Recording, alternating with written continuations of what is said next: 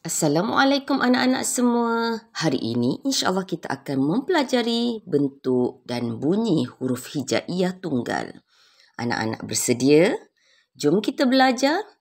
Anak-anak, bunyi huruf yang bertempat di bahagian kerongkong atau halqum ialah hamzah, ha, ain, ha, ghain, kha. Anak-anak, jom kita ulang sekali lagi.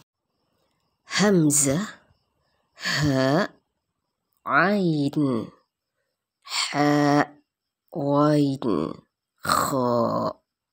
Cuba anak-anak ulang sendiri sekali lagi.